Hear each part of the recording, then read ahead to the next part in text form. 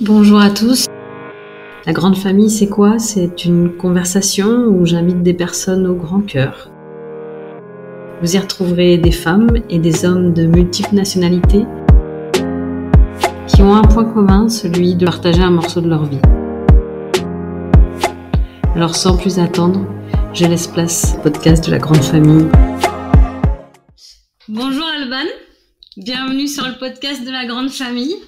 Je suis très heureuse de t'accueillir pour ce deuxième épisode. Aujourd'hui, on va parler de l'accueil de l'au-pair. Tu es une famille assez expérimentée, on peut dire, dans l'accueil des au-pairs, parce que on a déjà un certain nombre. Ça commence. Pour en plus une famille nombreuse. Voilà, l'idée ici, c'est qu'on parle de la relation de l'au-pair et puis un peu à bâton rompu, en fait, de comment on vit avec une au-pair. Ça reste encore souvent très flou dans les idées et parfois très complexe aussi dans certaines situations, parce que la cohabitation, on le sait, n'est pas toujours aussi simple et fluide. Donc, merci d'être avec nous. Merci à toi de m'accueillir. Donc, Alban, tu habites à Biarritz sur la côte basque. Tu es maman. Tu es aussi entrepreneuse et professionnelle impliquée. Donc, il y a tous ces sujets d'équilibre de la vie de famille et de la vie pro. Est-ce que tu peux nous parler un peu de ta famille et de ton parcours? Et oui, alors effectivement, comme tu l'as dit, j'habite Biarritz avec mon mari et mes 4 enfants et on a la chance, grâce à toi, d'avoir découvert les joies d'accueillir une au-pair et de faire cette expérience qui est extrêmement riche et positive pour nous, tant humainement que dans notre équilibre familial. Effectivement, on est tous les deux entrepreneurs, on travaille pas mal l'un et l'autre avec quand même une certaine flexibilité dans nos emplois du temps. Mais Philippe, mon mari, travaille assez souvent, et dont le week-end, dont un peu tard le soir, etc. Et donc, à un moment donné, pour pas trop lui en vouloir de pas trop rentrer suffisamment tôt, ou en tout cas pas être toujours disponible, et ben j'ai choisi d'avoir un peu d'aide par quelqu'un d'autre que lui, et ça a bien changé notre quotidien. Et c'est pas une décision facile que d'oser se dire qu'on a besoin d'aide et de passer le pas, que d'y avoir recours, en fait. Alors c'est vrai que j'ai eu pendant pas mal de temps cette espèce de syndrome de Wonder Woman où je croyais pouvoir vraiment tout gérer toute seule, et j'avais un peu de mal à demander de l'aide. On l'a d'ailleurs souvent reproché dans la vie professionnelle. Grande optimiste que je suis, je croyais tout le temps que tout allait tenir dans mon emploi du temps et que j'allais pouvoir gérer super bien. Et effectivement, au bout d'un moment, tu te rends compte de tes failles, et puis et surtout, t'aspires à plus de zénitude, plus de juste que ce soit plus fluide. Et aussi dès que c'est plus fluide, c'est plus équilibré pour les enfants, et de fait, ils sont plus faciles à gérer quand ils ont dans leur quotidien quelqu'un qui est en fait toujours là, qui est une forme de repère, qui connaît la maison, qui connaît leur caractère, ça fait toujours un backup. Aujourd'hui, quand vous avez démarré, les enfants, ils avaient quel âge? Alors, je dirais que nos enfants avaient, à mon avis, Gaëtan avait autour d'un an, peut-être un peu moins. Et donc, Blanche avait 2 ans et demi, et Gabriel devait avoir 5 ans et demi, 6 ans. Et c'est des âges quand même intenses. Ouais. Et ouais. Surtout quand on travaille tous les deux. Ouais, c'est ça, c'est ça. Et puis, en fait, pas mal aussi accaparé. Je pense En fait, il y avait 2 sujets pour nous dans le fait de réfléchir à avoir une au-pair pour nous accompagner. En réalité, bizarrement, le premier n'était pas tant celui de l'organisation, parce qu'en fait, ça se gérait pas si mal avec des super babysitters qu'on a eus qui venaient faire les sorties d'école et tout ça.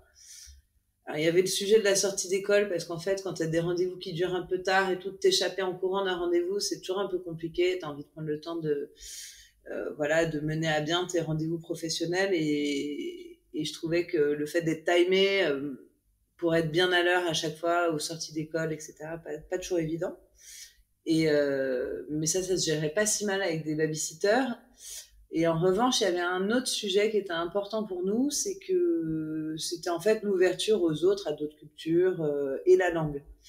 Et en fait, j'ai assez vite fait le calcul que tu apprends super bien une langue que quand tu l'entends et tu as la possibilité de la pratiquer au quotidien.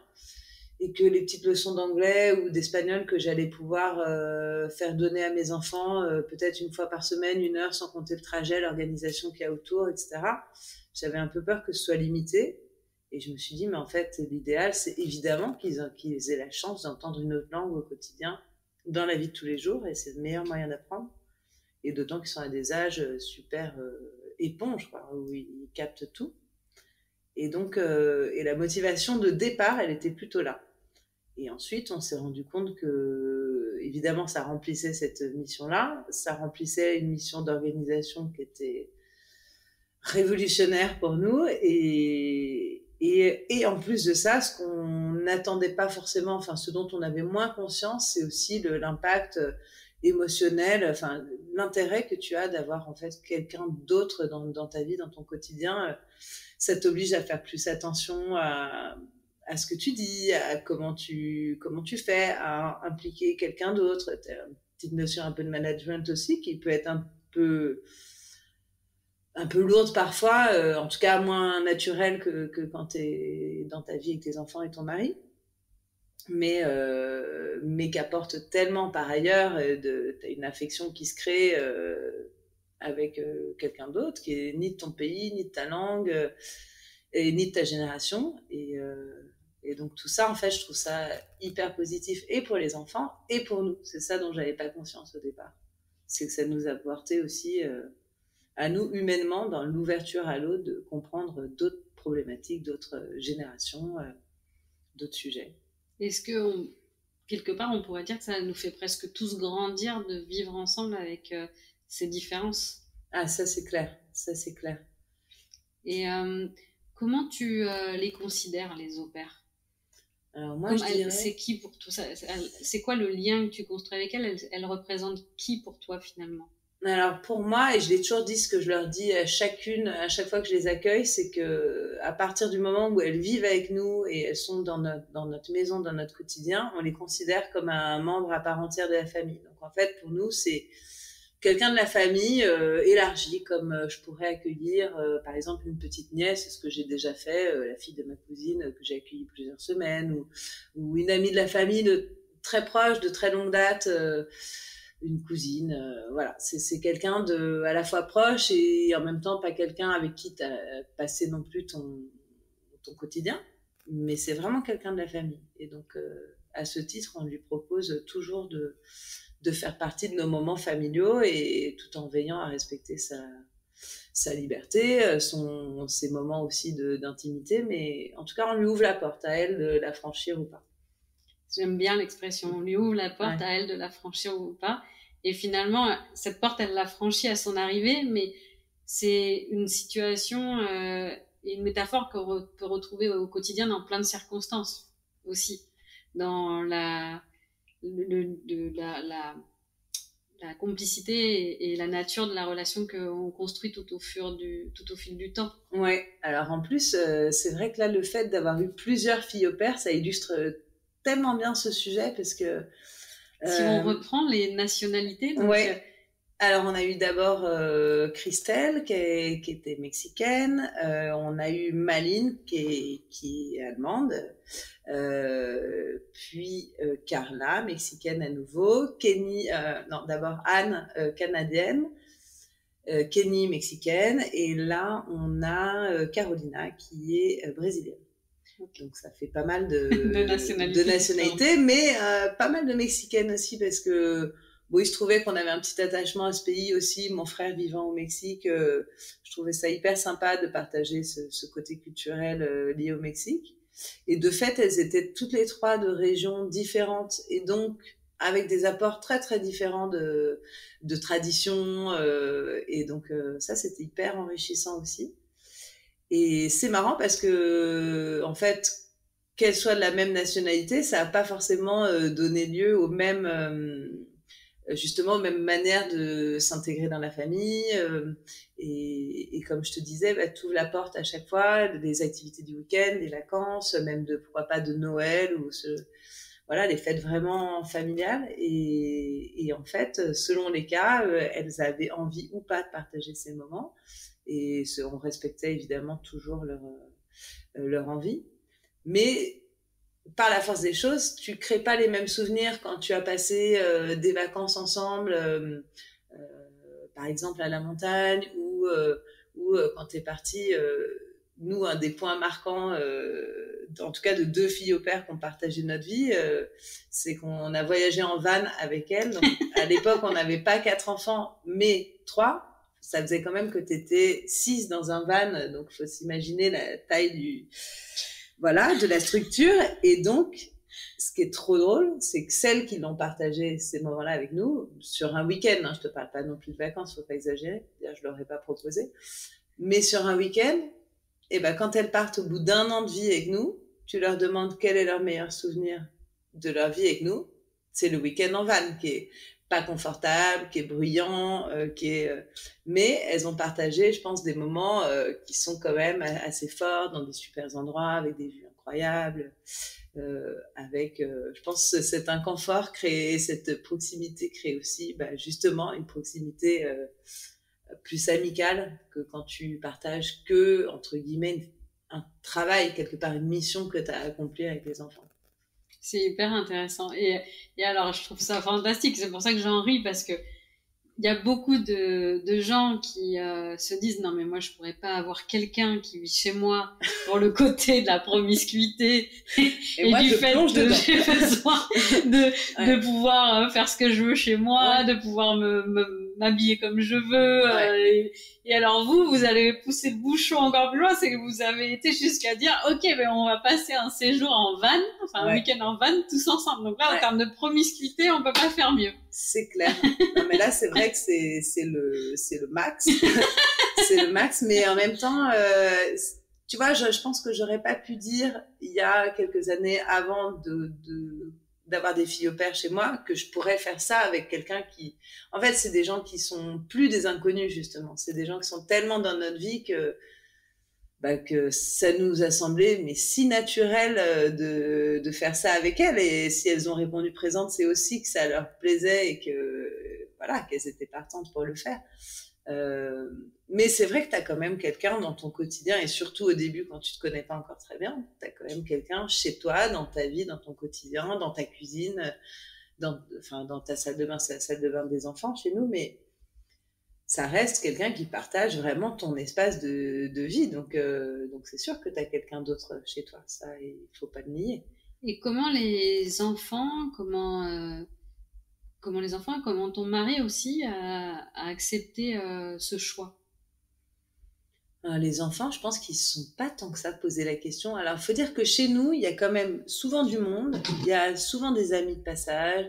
Ils ont eu beaucoup de babysitters. On sort quand même beaucoup. Donc, ils ont eu beaucoup de babysitters. Et en plus, des babysitters potentiellement de différentes nationalités et plein de fois différentes. Donc, ils sont très habitués depuis tout petit à avoir des gens différents qui s'occupent d'eux. Donc, en fait, ça s'est passé de manière tout à fait évidente. Quand Christelle est arrivée, qui était la première, ils l'ont accueillie comme n'importe quel babysitter, c'est-à-dire plutôt bien, mais quand même un peu potentiellement un peu méfiant, un peu joueur, un peu testeur. Mais elle a tellement vite fait partie de notre quotidien qu'en fait ils l'ont accueillie. Je pense comme nous on l'accueille en fait. Je pense qu'ils ont suivi notre. Je pense pas que pour eux la question se soit posée.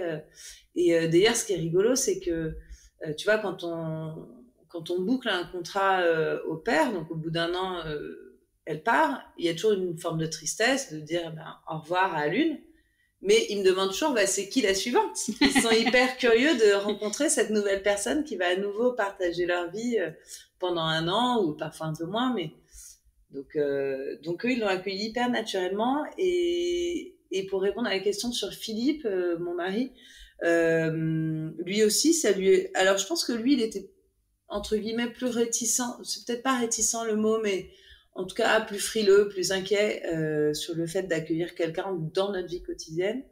Et en fait, quand ils voient la flexibilité que ça donne et aussi le fait que du coup, moi, j'absorbe beaucoup mieux des absences, des changements de programme, comme j'ai pas le sentiment que tout repose sur moi et que je suis bien épaulée, du coup, tout passe vraiment avec beaucoup plus de souplesse et donc, moi, je le vis mieux. Donc, nous, on s'entend mieux et au final, je pense que c'est que positif pour tout le monde. C'est un cercle vertueux. Ouais, totalement. Et comment tu fais pour t'organiser? Parce que c'est un cercle vertueux, mais ça nécessite de l'organisation, c'est quand même une personne en plus à qui il faut expliquer ton mode de fonctionnement, qu'elle puisse te suivre aussi dans la durée. Comment tu fais pour t'organiser? Alors, donc, ce qui est marrant, c'est que les gens qui me connaissent savent que je suis vraiment pas du tout la plus organisée de la Terre. Et c'est vraiment, voilà. Donc, quand on parle d'organisation et moi, ça fait clairement deux. Mais ça, c'est ce que tu te dis, parce que la réalité, c'est que tu l'es quand même. Mais je le soigne. Non, mais écoute, j'essaye de faire des progrès d'année en année.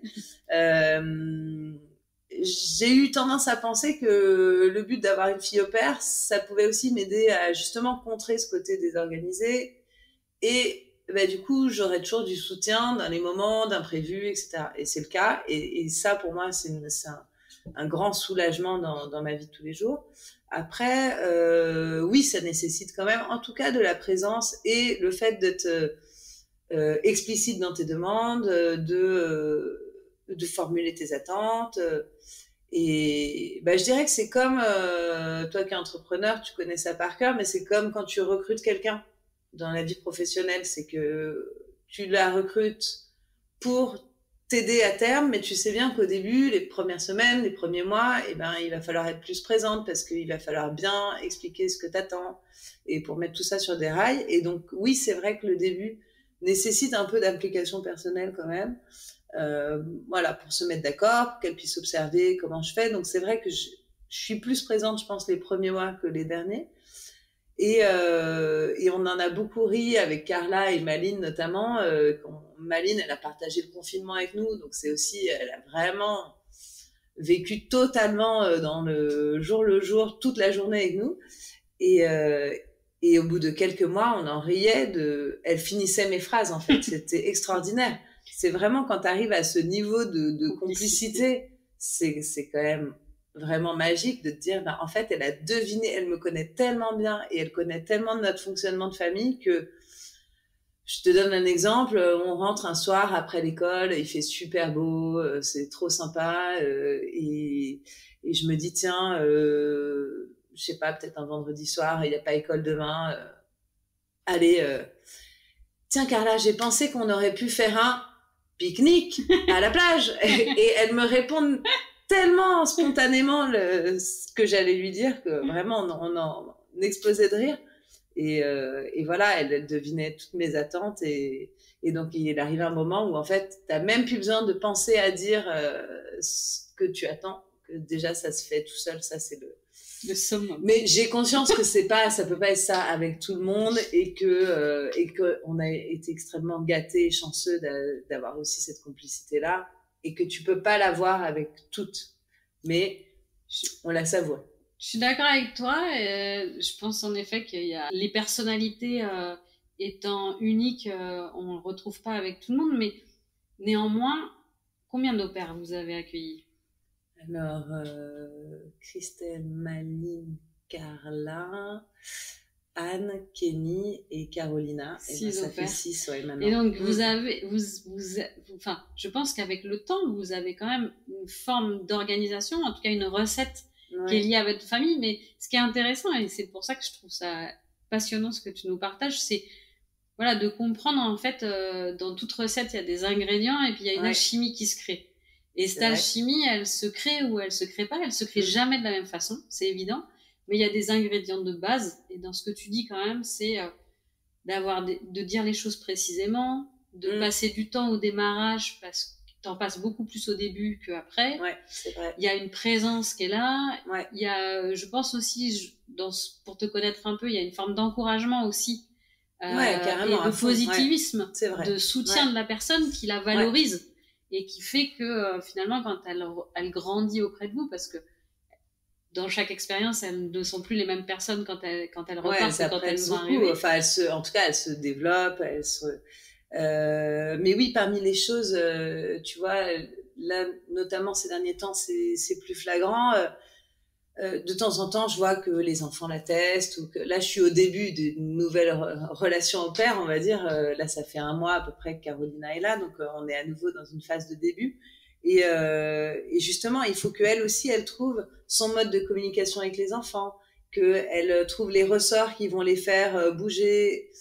Je te dis pas obéir, mais suivre le rythme. Et là, en ce moment, ils sont un peu dans une phase de test avec elle. Et justement, j'essaie de rebondir là-dessus pour être là, montrer nous les moteurs que je connais chez mes enfants, d'essayer de se dire bon cette méthode-là, elle a pas marché, viens on essaye une autre. Et en fait, on tâtonne ensemble. J'ai pas de recette miracle. D'ailleurs, avec mes enfants, j'ai jamais eu la recette miracle et je la cherche encore et je la chercherai, je pense, toute ma vie. Mais en tout cas, et de temps en temps, en cherchant, tu tombes sur des petites pépites de solutions qui marchent parfois un temps, parfois qu'avec l'un ou avec l'autre. Et en tout cas, voilà, c'est ce qu'on essaye de trouver là. Mais c'est hyper intéressant parce que ça veut dire que tu es dans un apprentissage constant. Et finalement, je pense que c'est la vie, que d'être dans l'apprentissage constant. Et d'en avoir conscience, c'est aussi ça qui permet de mieux le partager. Parce que tu peux l'expliquer. Parce que parfois, on peut faire des choses sans en avoir conscience, et c'est d'autant plus difficile de le partager que on ne sait pas le formaliser. Justement, là, ça oblige à le formaliser aussi. Peut-être que je me serais jamais posé la question si j'avais pas eu de fille au père, peut-être j'aurais pas besoin de l'exprimer. Là, c'est vrai que j'ai besoin de l'exprimer. Et en reparlant d'organisation, il y a aussi un autre sujet, c'est que on n'est donc pas si organisé que ça. En tout cas, l'imprévu, c'est pas vraiment une désorganisation, mais l'imprévu fait beaucoup partie de notre mode de vie. Et donc, j'ai toujours dit à chacune des filles au pair que j'ai recrutées, j'ai dit, voilà, il faut que tu sois OK pour vivre avec l'imprévu, parce que c'est vraiment notre mode de fonctionnement. Et si c'est un truc qui, toi, t'as besoin que ce soit hyper structuré et que les heures, elles soient hyper fixes et tout ça, tu vas être malheureuse avec nous. C'est juste, ça veut pas dire qu'on peut pas s'entendre par ailleurs, mais pour ça, c'est vraiment important que je pense qu'on soit raccord là-dessus. Et par exemple, Carla te dirait, c'est marrant, avec eux, c'est toujours l'aventure. Et elle l'a pris vraiment comme presque une qualité, en tout cas un truc, je pense qu'elle a apprécié. Et pour quelqu'un qui a besoin vraiment d'une routine, je pense qu'il faut pas vivre avec nous, c'est impossible. Et du coup, pour contrebalancer ce point-là, j'essaye d'être moi aussi très souple avec elle, de la même manière que j'attends de la souplesse de sa part. J'essaie toujours de dire, si tu as envie d'aller visiter Paris et que le train, il est moins cher le jeudi plutôt que le vendredi, tu pars un jeudi, tu me demandes, évidemment. La question, elle se pose même pas. Je pourrais gérer un jour toute seule, ou 2 ou 3 s'il faut. Enfin, en tout cas, j'essaie toujours d'avoir aussi cette flexibilité que je lui demande en contrepartie. Donc, on essaie d'être aussi dans le même état d'esprit pour nous que pour elle. Mais c'est une vraie ouverture. Et c'est des notions intéressantes parce que finalement, comme il y a une personne supplémentaire à gérer, tout à l'heure tu parlais de management, mais finalement l'au pair c'est un peu à mi-chemin entre l'éducation, l'enfant et le management, parce que c'est un peu hybride cette relation. Totalement. Et le fait d'avoir besoin d'y mettre un cadre, ça peut, ça pourrait rigidifier l'organisation de vie. Et toi, au final, tu dis, mais non, mais nous, l'imprévu fait partie de notre quotidien. C'est ça notre cadre, en fait. Ça, c'est vrai. Mais il y a quand même un minimum de cadre, mais c'est vrai que nous, on a toujours tenu à ce que il y ait quand même dans ce cadre-là défini effectivement, un peu de liberté de part et d'autre. Et que ce soit en tout cas accepté, bien vécu, parce que ça aussi c'est un point super important. Et jusque-là ça a bien fonctionné, et je pense aussi que ça a créé tu vois une forme de confiance aussi, de dire voilà, en fait moi quand je te confie mes enfants, un des premiers trucs que je leur dis, et d'ailleurs que je dis aux enfants en parallèle, c'est quand je suis pas là, la personne de référence c'est là dans ce cas Carolina. Et donc, c'est elle, si elle te dit quelque chose, c'est elle qu'il faut écouter. Et même si je fais autrement, c'est elle la boss. Donc, hyper intéressant. Petit transfert de, voilà, d'autorité. Mais c'est hyper important, je pense, pour que l'au-pair prenne confiance en elle et asseoir son autorité, parce que c'est complexe pour une au-pair que de s'affirmer d'un point de vue de l'autorité vis-à-vis des enfants, en tout cas au début. Ouais. Et c'est hyper important qu'elle ait ce lien de confiance et cette transmission de la confiance devant les enfants, en fait. Parce que c'est ce qui lui donne sa légitimité. En général, je fais un grand conseil à table, très formel, où effectivement, j'annonce un peu la couleur pour tout le monde, et devant elle, et devant les enfants. Et alors, ça marche bien, je sais pas te dire, mais quand même, ouais. L'exemple montre que ça fonctionne quand même. Ouais. Mais c'est précieux et c'est intéressant d'avoir ces retours-là, parce qu'on sent l'expérience. Je pense que aussi. Oui, j'ai peut-être pas fait ça pour la première, par exemple, c'est clair. Ouais. Et dans les différentes nationalités, donc vous avez eu des Mexicaines, des Colombiennes, une Allemande, brésilienne. Est-ce que quelle richesse, qu'est-ce que ça a apporté dans votre quotidien, ou en tout cas vis-à-vis des enfants? Est-ce que tu as vu des vraies différences en termes d'éducation, ou finalement tu te dis ben non, c'est pas tant la nationalité ou la culture, c'est plutôt la personnalité? Je pense qu'il y a beaucoup de ça. Alors, ce qui est très bien, c'est que tu fais la chasse aussi aux a priori, parce qu'en fait, par exemple, pour te donner un exemple concret, il s'est trouvé que, par exemple, Christelle et Carla étaient toutes les deux mexicaines, et que j'avais donc associé mexicaine à super enjouée, extravertie, etc. Tandis que Kenny, qui était mexicaine aussi, était adorable, mais beaucoup plus discrète, beaucoup plus en retrait, d'ailleurs beaucoup moins avec l'envie de partager des choses autres avec la famille, beaucoup moins de week-ends et de choses comme ça. Et donc ça, je me suis dit, bah là, tu tords le cou à une idée reçue, c'est que mexicaine n'égale pas forcément enjouée, qui parle fort, hyper voilà, exubérante. Et donc en fait, je pense que c'est vraiment des sujets de personnalité et non de nationalité.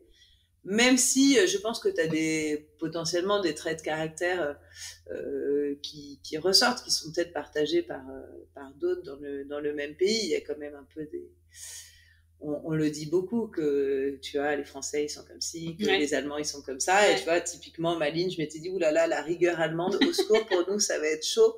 Et en fait, bah, Maline, elle était juste parfaitement adaptée et flexible, juste tout à fait comme un poisson dans l'eau dans notre famille. Donc et dans ce qu'elle donnait aux enfants, enfin dans les jeux ou dans les sujets d'échange avec eux, ça différait un peu, le fait, tu penses, qu'elle soit allemande plutôt que d'une culture sud-américaine? Ouais, je pense que c'est possible. En tout cas, t'as toujours des occasions tu sais, de fêtes dans l'année où elles vont te dire, bah moi dans mon pays on fait comme ça. Donc déjà, ça c'est un apport aussi culturel intéressant. Pour certaines, t'as eu des sujets aussi de langue où vraiment, je prends l'exemple de Carla, elle parlait espagnol aux enfants depuis son arrivée.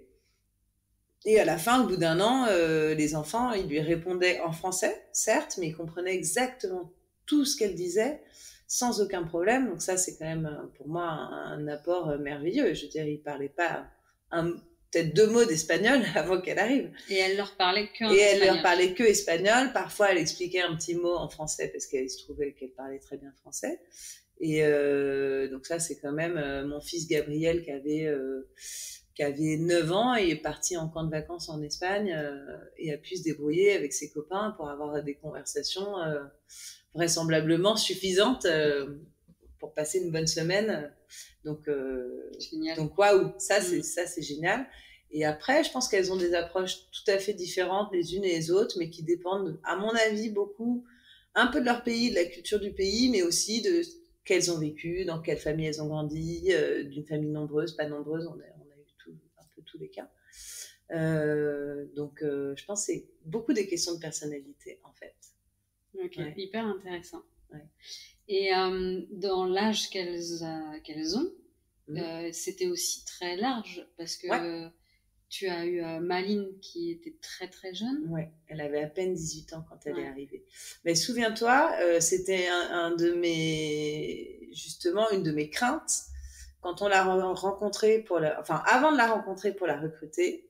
J'avais dit en fait moi, quelqu'un qui sort juste de la maison, qui a rien connu, rien vécu, en fait s'il faut que je lui apprenne tout, je vais pas m'en sortir. Et bah, de fait, Maline était extrêmement dégourdie. Elle avait vécu, bon, c'est vrai, dans différents pays, etc. Elle avait une très grande autonomie et il n'y avait pas du tout de sujet d'âge. Et donc ça, c'est pareil. Je pense que quelqu'un qui n'a pas voyagé, qui n'est pas sorti de sa famille et qui a 26 ans et la Maline de 18 ans sont totalement égales. Je pense que ça dépend aussi de l'ouverture d'esprit, t'as des tempéraments plus ou moins prêts à essayer, plus aventuriers que d'autres. Donc ça, c'est beaucoup des questions de personnalité aussi. Et je pense que les âges n'ont rien à voir là-dedans, contrairement à l'idée que je m'en étais faite. Hyper intéressant. C'est hyper intéressant. C'est vrai que je te rejoins. Je pense que la maturité et l'âge, c'est pas forcément lié. Ouais. Mais quand tu l'expliques, j'en suis convaincue. Et on est dans nos fausses croyances et on se raccroche finalement à des idées préconçues. Et c'est audacieux d'oser aussi se remettre en question son mode de vie pour évoluer. Mais voilà, ça, tu le disais tout à l'heure, finalement, on apprend tous les jours. Toi, tu as eu des filles au père quand tu étais jeune, Alma ? Non, jamais. D'accord. Et comment t'es venue l'idée de te dire, mais finalement, pourquoi pas une fille au père ? Alors, tout à l'heure, tu nous disais, il y avait l'aspect de la multiculturalité, de l'apport des langues pour tes enfants, le fait aussi d'avoir besoin de soutien logistique parce que tu avais 3 enfants et maintenant tu as 4 enfants. Ouais. Comment tu fais pour gérer 4 enfants, ton entreprise, ton mari qui est entrepreneur ? Comment tu fais ? Je fais comme nous toutes, je cours, non, parfois je galère, parfois je suis découragée, et souvent je suis enthousiaste et optimiste, et donc ça je pense que ça me porte beaucoup, mais c'est par chance mon tempérament que j'essaye de nourrir aussi parfois de temps en temps, c'est-à-dire que c'est pas non plus comme par magie, c'est aussi que j'ai décidé de prendre ce chemin optimiste et positif. Mais non, à part ça, je galère comme tout un chacun, mais j'ai beaucoup de chance d'être soutenue. Et alors, pour reprendre ta question sur comment ça m'est venu l'idée, franchement, je suis incapable de te dire. En plus, j'ai pas connu du tout, tu vois, dans mon enfance ou des gens qui auraient eu des filles au père.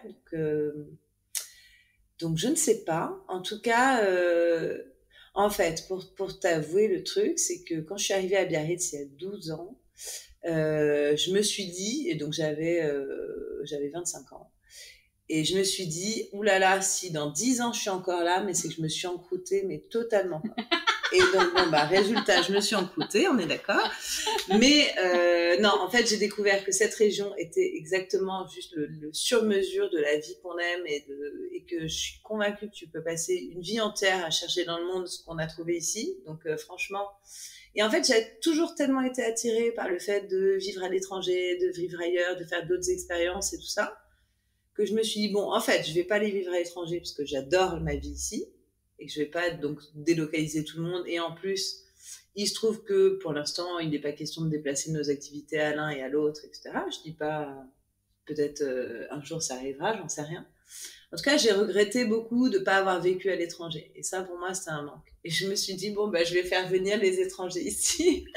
Et en fait, c'était j'avoue, un petit côté un peu égoïste de me dire, en fait, c'est toi qui vas... Évidemment, j'ai envie de ça pour mes enfants, mais en fait, pour moi aussi, j'avais envie de m'ouvrir à l'autre, de comprendre comment les autres fonctionnent en venant de loin, avec ce que je disais, avec un autre âge. En fait, j'ai quand même naïvement cru que j'étais encore de la même génération que mes filles au père, mais... En fait, pas du tout. Et il y a quand même parfois des petits chocs culturels aussi de génération où, voilà, je capte que non, je suis plus si jeune et qu'en tout cas, je suis pas de leur génération et je fonctionne pas pareil et j'ai pas les mêmes modes de communication, j'ai pas les mêmes envies de sortie, j'ai pas la même façon de m'informer. Enfin, il y a juste 1000 trucs qui nous séparent et pour autant, on vit ensemble très agréablement dans une très bonne harmonie et c'est ça qui est trop chouette. J'adore. Je trouve ça passionnant. J'adore parce que on est parfois en tant que femme tellement sujette à à nos limites en termes d'oser faire les choses, sentiment de culpabilité, et toi, tu arrives à balayer ça d'un revers de manche. Alors, tu le dis, c'est du travail, tu travailles ton positivisme, tu travailles cette volonté, voilà, de toujours voir le verre à moitié plein plutôt qu'à moitié vide. Et je te rejoins à 2000%. Je pense que c'est un état d'esprit qui se cultive en fait, et que ça n'arrive pas tout seul, et que voilà, ça tombe pas comme ça. Mais ça vient, et après ça guide tes choix. C'est-à-dire que de faire ta priorité numéro 1, c'est aussi ça, je pense, qui équilibre les enfants, qui équilibre ta vie de couple, qui équilibre ton boulot avec ta vie personnelle. Enfin, moi, en tout cas, j'en suis convaincue. Et tu l'expliques bien, c'est-à-dire que c'est sain en fait, c'est sain que de se dire voilà ce que je veux, et puis finalement j'ai un idéal et je l'accommode par rapport à ma situation aujourd'hui, et c'est comme ça que j'en suis heureuse. Ouais, exactement. Mais c'est marrant, c'est exactement ce que tu dis. Pour moi, c'est une question d'ordre de priorité. Et en fait, qu'est-ce que j'ai envie de faire, qu'est-ce que j'aime faire, qu'est-ce que j'ai envie que mes enfants puissent découvrir ou faire, et donc qu'est-ce que je mets en place pour arriver là. Et je suis toujours persuadée que quand tu as des objectifs, en tout cas quand tu sais ce que tu veux, tu sais beaucoup mieux le mettre en place, enfin en tout cas te donner les moyens d'y arriver que quand tu sais pas trop. Et moi je pense que dans mon caractère, effectivement, il y a beaucoup de je sais ce que je veux. Et donc voilà, j'ai essayé de compléter un peu le puzzle pour arriver. Mais comme tu dis, on est les reines de la culpabilité, et que ça veut pas dire que je suis jamais coupable et jamais en désaccord avec moi-même et tout ça. Non, pas du tout. J'ai les mêmes doutes que en tout cas, toutes mes copines et même parfois que mon mari et tout ça. Mais en fait, tu chemines toujours par rapport à tes doutes. Et alors, il y a un autre truc sur ne pas se mettre de limites. Enfin, en tout cas, tester. Moi, j'ai toujours eu la conviction que en fait tu peux pas t'empêcher de tester des choses. Enfin, tu peux avoir des peurs et tout ça, c'est une chance, je pense, de pouvoir les dépasser, c'est super. Mais c'est vrai que je me suis dit, quand j'ai eu mon premier enfant, Gabriel, je me suis dit ok, je sais pas ce que c'est que la vie de maman, franchement, et aucune idée. Je sais pas ce qui est facile, pas facile et tout ça. Ce qu'on va faire, c'est que je vais faire tout ce que j'ai envie, et puis quand je verrai que c'est galère, je referai pas. J'apprendrai de mes erreurs. Mais au moins, je vais pas m'empêcher de faire les choses, d'aller boire un apéro avec mon bébé en porte-bébé qui a 2 semaines si j'ai envie. Et je saurais, bon, en fait, c'est vrai qu'un bébé, il faut quand même le nourrir assez souvent quand il a 2 semaines. C'est peut-être un peu galère. En attendant, j'ai adoré mon apéro et je me suis dit, c'est faisable. Après, tu joues avec l'inconfort que ça génère. Est-ce que l'inconfort, il était plus fort que le plaisir que tu as eu à aller boire ce verre? Bon, dans mon cas, le plaisir de boire le verre était beaucoup plus fort. Et bon, j'ai eu mon bébé en porte-bébé, et voilà. Et donc, à chaque fois, je me suis dit, dès que tu as envie de faire un truc, tu le fais. Et puis, ensuite, tu tires les conclusions, et puis tu réajustes. Mais ouais, j'essaie de pas m'interdire quoi que ce soit. C'est une entrepreneur dans l'âme, c'est l'état d'esprit des leaders, en tout cas. Et je suis pas si leader que ça, mais en tout cas... Attends, pour réussir à mener ta petite troupe comme tu l'amènes, il faut quelques graines quand même. Hyper intéressant. On a parlé des langues, on a parlé de la multiculturalité. Il y a quand même, à travers tout ça, il y a aussi une générosité assez... qui est innée en fait. C'est-à-dire que, comme tu disais, t'ouvres ta porte et si elles veulent la franchir, elles peuvent la franchir. Et j'aime beaucoup cette image-là parce que c'est vrai que tu tends la main et après la personne la saisit ou la saisit pas quelque part. Mais il faut l'attendre. Comment on arrive à générer ça pour nos enfants? Donc il y a l'exemple d'accueillir des enfants. Comment toi, dans ton éducation, c'est quelque chose que tu as en toi, tu penses? C'est quelque chose que tu as vu, dans lequel tu as grandi? Parce que tout le monde n'a pas cette capacité à être généreux. Alors, la générosité, j'en sais rien, mais en tout cas, moi, c'est clair que j'ai grandi dans une famille où, si tu veux, l'image de la porte ouverte, c'était un fait. C'était juste une évidence. La maison de mes parents, c'était une porte ouverte à qui veut. Donc déjà... j'ai grandi dans une maison où, en fait, tu avais du passage tout le temps, le week-end, les vacances, le mercredi. Il y avait toujours du monde qui venait à la maison et c'était toujours un joyeux bazar, mais dans Joyeux Bazar, il y a Joyeux et il y a Bazar, hein, qu'on soit, voilà. Et donc, c'est pareil chez moi, d'ailleurs. Mais en tout cas, oui, du coup, j'ai grandi avec cette idée que, bah, voilà, quand tu ouvres ta porte, bah, il y a des gens qui viennent et bon, ça peut faire un peu de remue-ménage, mais globalement, c'est assez joyeux. Et donc, c'est vrai que, comme tout le monde, je pense que tu as envie de reprendre des trucs que tu as reçus de tes parents et puis à la fois tu rejettes d'autres. Et ben, moi, j'ai fait mon petit dispatch, mais en tout cas, ce qui est clair, c'est que ce truc-là, je remercie mes parents de m'avoir fait grandir là-dedans parce que j'adore ça et que j'ai envie de reproduire ça. Donc oui, mes enfants, ils savent que en fait, tu peux toujours inviter des copains et que tu peux toujours, voilà, y a toujours du monde qui passe chez nous, quoi, toujours. Donc pour une fille au père, du coup, ça nous a pris une chambre d'amis quand même, mais on peut quand même toujours accueillir du monde. On les met un peu moins confortables, mais ça passe. Et en tout cas, non, du coup pour eux, je pense que c'est assez naturel d'avoir d'autres gens à la maison. T'as accueilli déjà 6 personnes différentes en tant qu'au-pair. Comment, est-ce que tu aurais des conseils? Comment tu fais pour choisir ton au-pair?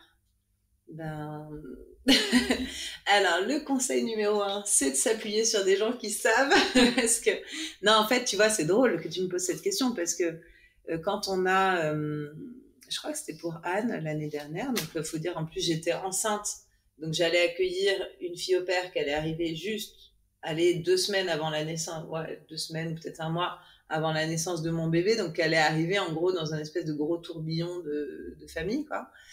Et tu m'avais dit, bon, bah, comme tu es à l'aise, si tu veux, fais ton recrutement toi-même. Donc, je savais que je pouvais choisir dans des profils qui sont en plus déjà présélectionnés, etc. Et en fait, bah, j'avais beaucoup de mal à définir mes critères parce que, comme je le disais, typiquement, bah, en fait, c'est pas une histoire de nationalité. En fait, tu peux pas dire, je veux que des Mexicaines ou que des Allemandes ou que... En fait, j'en savais rien. Moi, ce que je voulais, c'était quelqu'un qui s'adapte dans notre famille, qui soit heureuse d'être là, qui soit aussi attiré par une ville comme Biarritz, parce que je pense pour des gens qui rêvent de la vie parisienne ou d'une vie citadine, d'une grande ville française, c'est pas du tout le même mode de vie. Donc, c'est important aussi en tout cas, de filtrer aussi par rapport à leurs envies de découverte. Alors je dirais que souvent, en tout cas dans les profils que j'ai vus, et avant de revenir au recours à l'agence, je regardais beaucoup ce qu'elles disaient les filles comme hobby.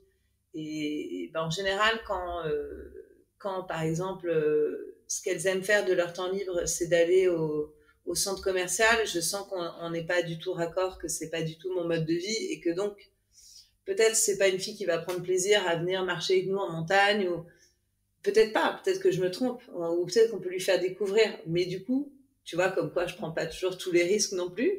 Et ben, c'est vrai que spontanément, je me disais, ok, ça c'est trop loin de nos attentes naturelles. Voilà. Donc ça, c'est un exemple parmi d'autres. Après, souvent, ce qu'elles te disent d'elles, de leur personnalité, de leur vécu, de leurs attentes aussi, et ben ça t'oriente un petit peu quand même sur est-ce qu'elles vont être en accord ou pas. Mais je dirais que c'est plus facile en fait, d'évacuer, de dire elle ça va pas matcher, mais de trouver vraiment la personne qui va matcher. Je me dis toujours, c'est fou parce que ça se base sur, en vrai, un échange, on va dire d'1 heure sur un FaceTime, et de là tu ressors, soit t'as un feeling que t'as envie de creuser, soit tu sais que t'as pas envie de creuser. Mais donc déjà, ça se joue en fait en 1 heure, 1 année de ta vie. Mais et pour elle et pour nous d'ailleurs. Ouais. Oui, c'est vrai que c'est assez court. Mais comme finalement, quand tu passes un entretien d'embauche, tu vois 3 fois ton employeur, ou peut-être même qu'une fois parce que tu as vu après les autres services et tu te dis, je vais y passer le 3/4 de mon temps. Donc c'est vrai que souvent dans la vie, les décisions sont assez brèves et il faut qu'elles soient rapides. Après, ce qui est intéressant dans ce que tu dis, c'est qu'il y a une question de feeling. C'est-à-dire, est-ce que j'ai envie de continuer à parler avec la personne ou est-ce que finalement, j'ai pas envie d'en savoir plus? Et ça, c'est un élément assez fort quand même. Après, j'ai toujours un tempérament où je me dis, mais pourquoi je lui donnerais pas sa chance, tu vois? Puis au bout d'un moment, bon, t'as quand même ton feeling qui te dit, non, écoute, tu sens mieux elle que elle et ça s'explique pas. Mais parfois, on peut se tromper, hein. C'est intéressant ce que tu dis. on est parfois tiraillé entre se dire mais pourquoi pas, parce que finalement dans cette expérience il y a aussi offrir une opportunité. Et quand on est généreux, on peut être très généreux, donc on se dit pourquoi pas elle. Est-ce que la langue pour toi est un critère de recrutement? Est-ce que le fait que la personne parle une langue plutôt qu'une autre, ça en fait un critère de recrutement? Bizarrement, tu vois, c'était notre critère de départ. Enfin, en tout cas, notre envie, une de nos envies de départ, c'était que nos enfants puissent, en tout cas, s'ouvrir à une autre langue. Je te dis même pas la parler, mais au moins s'ouvrir à une autre langue.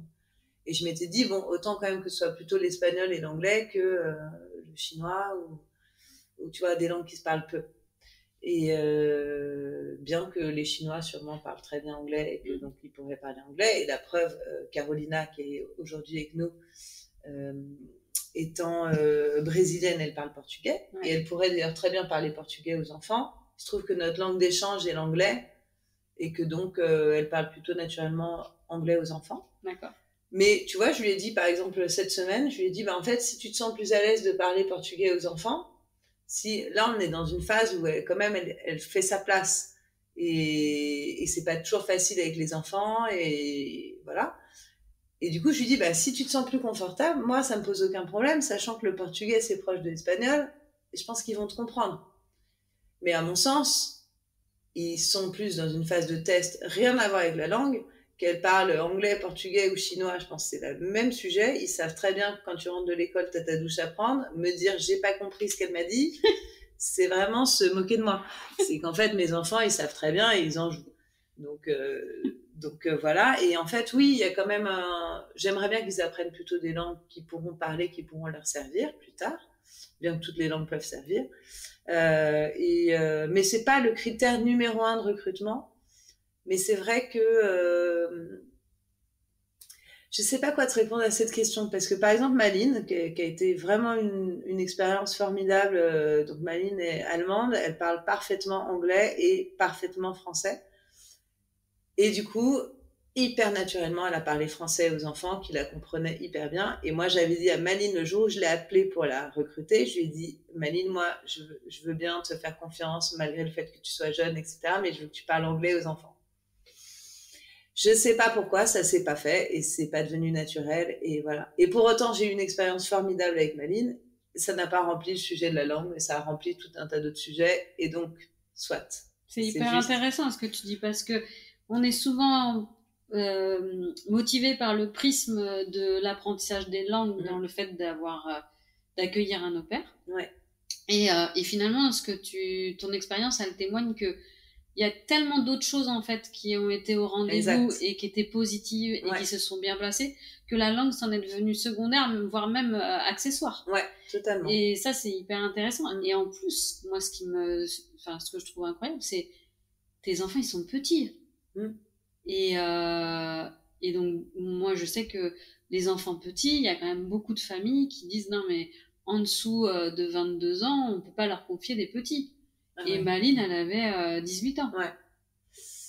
Oui, après, moi, je marche toujours sur la confiance. Donc, moi, je me dis, si à partir du moment où je t'ai recruté, il va falloir que, de toute façon, juste en fait, c'est pour moi que je le fais, il va falloir que tu puisses gérer mes enfants. Parce que, en fait, la contrepartie de ça, c'est qu'il faut que moi, j'ai aussi plus de temps libre et que je puisse compter sur toi. Donc, si, dès le départ, tu lui montres pas ta confiance et que tu montres pas aux enfants que tu lui fais confiance, il y a un truc ça va pas, ça peut sûrement se réajuster, mais en tout cas, je pense que ça part de là, de cette confiance-là. Donc, et d'ailleurs, parfois, tu sais, le début de la relation, elle n'est pas toujours évidente, surtout quand le parent est là. Et donc, il y a eu même des moments où j'ai essayé de dire, en fait, ok, je pars, je te laisse avec les enfants, alors que je suis tout à fait disponible et que je pourrais, au contraire, rester. Et je m'étais dit, ok, je vais marcher une demi-heure, le temps qu'ils prennent leur bain, ou voilà, pour justement la laisser seule avec les enfants et montrer, ok, t'es en charge, et il n'y a que elle, c'est elle la référente. Et du coup, déjà, moi, ils viennent pas m'embêter si je suis en train de travailler, ou parce que parfois je suis là, mais du coup, le but, c'est que je fasse autre chose. Et en fait, je me suis rendu compte que c'est beaucoup plus efficace si je suis pas là, si j'ai vraiment besoin de faire autre chose. Et aussi, elle, ça lui donne un peu son espace de prendre sa place, en fait. C'est hyper intéressant ce que tu dis. Ça ne peut fonctionner que si on fait confiance, et c'est vraiment la base de la relation. Et il faut être capable de faire confiance et de lui laisser son espace. Et c'est vrai que pour une maman, c'est pas facile que de se dire ben, finalement mes enfants, je vais les laisser aller vers quelqu'un d'autre que moi. C'est-à-dire qu'il faut avoir pour entendre beaucoup de mamans, il y a des mamans qui se diraient mais non, mais je veux pas perdre ma place de maman. Mais en fait, c'est pas perdre ta place de maman, c'est que tu gagnes en qualité avec eux finalement. Ah, moi ça j'en suis convaincue. C'est-à-dire que du coup tous les moments que je partage avec eux, enfin non pas tous, faut pas exagérer parce que c'est pas non plus, ça roule pas non plus tout le temps tout seul, mais globalement, c'est vrai que du coup, j'arrive, je suis pas tout le temps en train de leur dire allez, va au bain, enlève tes chaussures, prépare ton cartable, etc. Okay, je fais les devoirs, par contre, je gère les devoirs. Mais du coup, les moments que je vais avoir avec eux, à part les devoirs le soir dans la vie en temps d'école, ça va être, bah, tu vois, par exemple, ce que j'ai gagné, qui est inestimable pour moi, c'est comme je sais qu'il y a quelqu'un en charge à la maison. De temps en temps, je te dis pas que je le fais tous les jours, loin de là, mais j'essaie de le faire peut-être une fois par semaine. J'emmène mes enfants se promener 10 minutes. C'est bête, 10 minutes, comme tu es toujours dans le speed le soir, tu te dis 10 minutes, franchement, ça va nous mettre dedans. Et en fait, chacun son tour, 10 minutes, alors pas tous le même soir, etc., mais avant de passer à table, mettons, t'en as un qui est prêt, ok. On va faire un tour du quartier, franchement, je mets un timer, hein. Au bout de 5 minutes, je fais demi-tour. Mais ça fait 10 minutes seul à seul avec ton enfant, où tu vas avoir fait une petite balade, tu regardes les feuilles tomber, changer de couleur, je sais pas quoi, le petit oiseau qui passe, le chat du voisin, et tu papotes, il te raconte sa journée, dont tous ces trucs qui déroulent plus facilement, je sais pas pourquoi, en marchant, que quand tu as dit comment était ta journée et qu'il a rien à te raconter. Et ben là, je sais pas, ça déroule, et il te raconte même parfois dans des détails, t'en avais pas demandé autant. Mais voilà, t'as un super moment avec ton enfant, et franchement, ça t'a pris 10 minutes dans ta soirée, c'est rien du tout, et ça n'a pas mis à mal le rythme et l'heure de coucher et tout ça.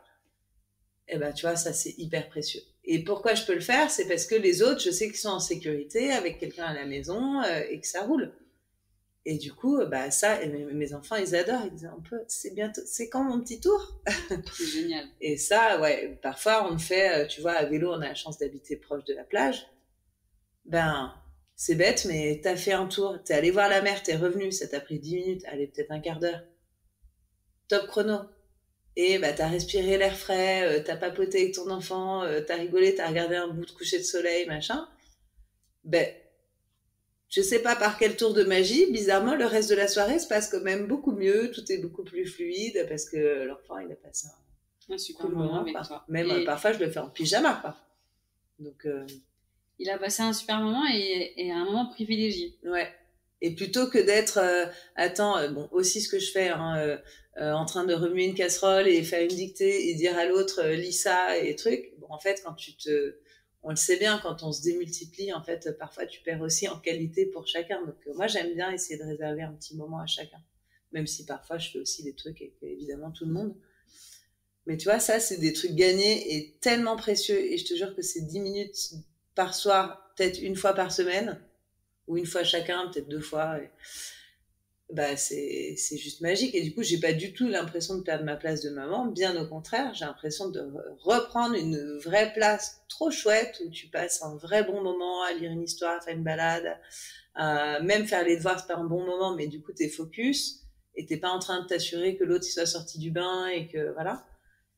Et ben, en fait, t'es plus disponible pour eux. Enfin, quand on a plusieurs, ce point-là, il est évident. C'est que t'as quelqu'un d'autre qui gère les autres pendant que t'es avec un.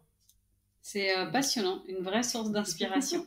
Non, mais c'est un exemple tellement pratique et il y a plein de mamans, mais moi y compris, où j'aurais me dirais mais c'est un grain de sable et je vais me mettre dedans en fait. Ouais. Et non, mais je me dis aussi souvent ça. Hein. mais quand tu l'expliques, oui, j'en suis persuadée que les bénéfices sont décuplés. Ouais. C'est le petit effort de plus qui fait que ça donne des bénéfices. Et comme tu dis, c'est un petit effort de plus, en effet. C'est-à-dire, il nécessite quand même le petit coup d'élan, le petit coup de boost qui va bien pour te sortir. En fait, c'est t'éjecter du quotidien. Mais ça, tu l'observeras avec les enfants ou ailleurs. C'est comme quand tu butes sur un truc au boulot et que, en fait, plutôt que de t'acharner, tu vas faire un tour. Enfin, ça, moi, je sais pas, pour moi, c'est un tour de magie, ce truc. Et je dis pas que j'arrive à le faire tout le temps, malheureusement pas assez. La marche méditative. Mais quand tu le fais, tu te dis pourquoi je le fais pas plus souvent. C'est d'un tel bénéfice. C'est s'éjecter, quoi, du tourbillon, parfois infernal, quoi. Le bénéfice, pardon, que j'ai pas mentionné et qui est quand même extrêmement précieux aussi dans notre vie de famille, c'est en fait le bénéfice pour la vie de couple. Alors, je l'ai un peu mentionné de dire j'en veux plus à mon mari de pas être là pour m'aider, etc. Mais c'est aussi surtout, ça nous a permis de s'aménager des moments à deux où t'as pas d'orga à prévoir parce que ta fille au père, elle est là, tu dis tous les mercredis soirs, on sort en amoureux, on va faire un tennis, un ciné, un truc. Mais c'est notre soir à nous. Ben non, mais juste ça, moi, je sais pas qui arrive à le faire, mais autour de moi, en tout cas, pas tant que ça. Non. D'arriver à s'aménager ce moment à deux. Et franchement, déjà, tu t'engueules moins parce que tu as déjà tout un tas de sujets qui sont réglés par le fait que ton organisation, elle roule mieux. Et en plus, tu as des moments à deux où tu peux parler d'autre chose que d'organisation, justement. Ouais. Bah, ça, c'est rare. C'est rare. Et franchement, c'est un luxe que là, je savoure aussi énormément. Et c'est ce qui fait que ton couple dure. Bah, j'espère le plus possible, non, en tout cas. Mais ouais, c'est clair que... ça y contribue, en tout cas, parce que souvent, ce qui est difficile dans un couple, c'est de réussir à trouver de l'oxygène pour le couple, en fait. Parce que aimer, c'est un verbe d'action et que on met souvent les enfants en premier plan et on pense pas à notre couple. Ouais. Et c'est pas pour autant qu'ils sont plus en premier plan. C'est ça, là aussi, tout l'espèce de tour de passe-passe de la fille au père. C'est que, effectivement, t'es un peu peut-être moins présent sur le temps passé, mais t'es plus présent en qualité. Et pareil avec ton conjoint. C'est que c'est vraiment des moments où t'as plaisir à te retrouver, où tu te souviens pourquoi tu t'es aimé, tu t'es fait rire, enfin, ça fait pas non plus 10 000 ans qu'on est mariés, mais tu vois, 12 ans. Et ouais, je trouve que ça maintient des bons moments ensemble. On a vraiment plaisir à se retrouver. Tu nous as parlé rapidement de tous les bénéfices que ça avait. Toi, personnellement, au-delà de ton organisation, parce moi j'ai bien compris et je pense que tout le monde a bien compris que ce mode de garde, cette organisation, le fait d'avoir quelqu'un, c'est vraiment ce qui t'avait permis de t'équilibrer. Est-ce que tu peux nous parler un peu de ton parcours, de ton métier, de ta profession? Alors moi, j'ai fait des études de journalisme. Et ensuite, je suis venue ici. Donc, c'est pas du tout le journalisme qui m'a amenée ici, mais c'est mon mari. Et arrivée ici, donc au Pays Basque, j'ai pas immédiatement trouvé de quoi exercer mon métier. Et en plus, j'avais cette envie de progresser. Je me suis dit, si je suis freelance, je vais rester trop sur ce que je sais faire. J'ai besoin d'être challengée par une équipe, Bon, résultat, j'ai plus du tout fait ce métier puisque je suis allée travailler avec mon mari dans son agence immobilière. J'ai monté un service de location de vacances que j'ai dirigé pendant les 6 ans qu'on suivit, que j'ai essayé de développer tant bien que mal, etc. Et puis, les enfants se multipliant, bon, ça m'a quand même pris. En fait, c'est un métier qui demande énormément de disponibilité. Et du coup, j'avais plus la satisfaction d'être vraiment 100% dans mon boulot et de pouvoir faire le service aussi bien que j'aurais voulu. Et puis, bon, c'est un métier quand même assez difficile, ingrat. Et j'avais plus envie de travailler avec mon mari. On se disputait pas, mais voilà, j'avais envie de mon espace à moi. Et donc, à la naissance de ma 3e fille, Gaëtane, qui va avoir 5 ans là, je me suis dit, bon, en fait, qu'est-ce que tu peux réinventer dans ta vie professionnelle pour, en fait, t'échapper de ce boulot-là qui, là, te pèse, et trouver un truc dans lequel tu peux t'exprimer, qui soit compatible avec ta vie de famille, qui ait un peu de flexibilité pour ta vie de famille, justement, les enfants malades. T'as beau avoir une fille au père, faut quand même, c'est moi qui les emmène chez le pédiatre, et donc, l'air de rien, t'as 4 enfants, ça fait 4 fois plus de rendez-vous de pédiatre, hein, ça c'est mathématique. Et donc voilà, je voulais une certaine flexibilité, plus bosser le week-end parce que mon mari bosse beaucoup le week-end. Enfin, donc t'avais tout un tas de critères. Et en fait, je suis venue à la décoration d'intérieur. Ça me titillait depuis un petit moment, mais j'ai mis un peu de temps à me l'avouer. Et puis ensuite, j'ai eu la chance de pouvoir me former dans une agence locale qui m'a ouvert ses portes, elle aussi, et donné ma chance. Et donc, je travaille toujours en freelance pour eux et à la fois à mon compte. Ok, donc, super. Voilà, sur des projets de rénovation, de décoration. Ok. Tu peux exprimer toute ta créativité. Eh ben ouais, c'est ça qui me plaît. Ok. Voilà. Et on va conclure. Si tu avais un conseil à nous donner, Alban, pour avoir une vie aussi épanouie que la tienne, lequel ce serait? Eh bien, je pense savoir définir ses objectifs et ses priorités, et je trouve que de là découle tout. Et en plus, c'est pas la contrainte qui détermine son mode de vie, c'est l'envie qui va diriger tout ce que tu conçois autour. Et bah, tout de suite, d'être motivé par une envie, c'est tellement plus porteur, plus motivant, plus... Voilà, t'as le smile quand tu sais que tu fais tout ça pour des trucs qui te plaisent ou pour... Mais je te dis ça, c'est dans le boulot comme dans la vie. Tu sais que, je sais pas, nous par exemple, ce qu'on adore, c'est faire des randonnées. Bah, tu sais que oui, c'est sûr que le petit move qu'il va falloir mettre en place pour aller à la randonnée, préparer le pique-nique, mettre tous les gosses dans la voiture et tout ça, il faut se mettre un petit coup de boost. Mais comme tu sais ta motivation, ça déroule parfois difficilement, mais une fois que tu es là-haut, tu sais pourquoi tu l'as fait. Et donc voilà, donc c'est se laisser plutôt diriger par des choses positives qui te motivent plutôt que par les contraintes, qui sont jamais des moteurs positifs, quoi. Ouais. Merci beaucoup. Voilà. Merci Alban. Avec plaisir.